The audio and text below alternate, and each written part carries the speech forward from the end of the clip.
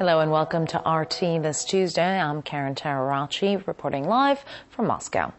Well, there have been more clashes in Bahrain as a crucial court ruling looms for prominent human rights activist Nabil Rajab, whose prosecution is hardening the country's opposition. Most of the violence flared in the country's biggest city, Ali, where tear gas and rubber bullets were used to disperse the crowds. A verdict is expected on Thursday on Nabil Rajab, who is already serving 3 months jail for making anti-government comments on Twitter and taking part in an illegal gathering. Rulings for 13 other well-known activists are expected later on Tuesday. Bahrain's uprising began a year and a half ago in a public call for greater freedoms from their monarchy. Let's get more on the situation in Bahrain from geopolitical analyst Patrick Henningsen, who works for the Current Affairs UK column website. Thanks, Patrick, for joining us today. Now, Bahrain's set to announce the verdicts for some of the country's most well-known activists, including Nabil Rajab, and that's happening on Thursday. What can we expect for them? Well, this is an interesting move. As you know, at the same time, there's calls from Washington, which we'll talk about in a minute, to release Rajab. But will Nabil be released? Possibly. As far as the Americans play a crucial role in here, it's an election year for Obama. So by them releasing him could gather some points for the Democratic effort in the upcoming presidential election to show some levity in their foreign policy. But I doubt it, because Republicans would take the same exact line that the Democrats have been taking with Hillary Clinton, which is to tell the Bahraini government to suppress any uprisings because of the political and strategic value of Bahrain in the Iranian conflict. Now, if the King of Bahrain does release him from jail, is there a chance that that will actually help him in court? What do you think? Well, it remains to be seen if that is the case. But Bahrain, if you look at their record, they've taken an absolutely hard line on any dissent in their country. This is the Khalifi dynasty. They're running gulags full of political prisoners, thousands of political prisoners. They are on record and are known to be torturing their political prisoners as well. They call on Saudi Arabia regularly to unleash its heavy-handed paramilitary police. But the reality is that both Saudi and Bahrain, the royalty, are hanging by a thread in terms of power. In Bahrain, you have an extremist minority, Sunni minority, ruling over a Shiite majority. Now, with the pressure on Iran, this is going to become more of a hot situation for Bahrain. Now, how ideological is the Bahraini opposition? Because based from the pictures and footage that have been coming out of there lately, it just seems to be a bunch of young people throwing stones and petrol bombs at the police.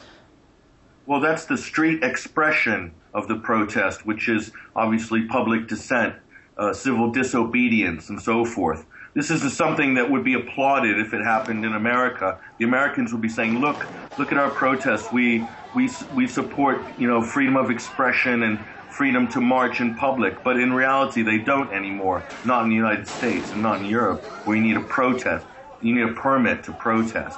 So the Bahraini opposition is very organized. I believe it is a genuine democratic reform uprising led by people like Nabil Rajab. Okay. Now, Bahrain is one of the U.S. strategic pillars in the Gulf region, with America's forces there defending against Iran. You started to go into this a little bit. I want to delve into it a little more. What is Washington's agenda for the region and Bahrain's role in it?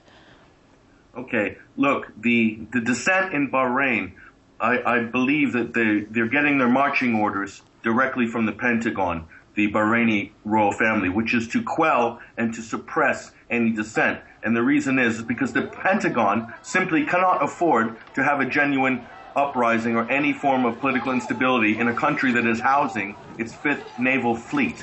It's very important because right now, after the election, or right around the U.S. election, the war drums against Iran, they're going to start beating those again and start hyping up a conflict with Iran.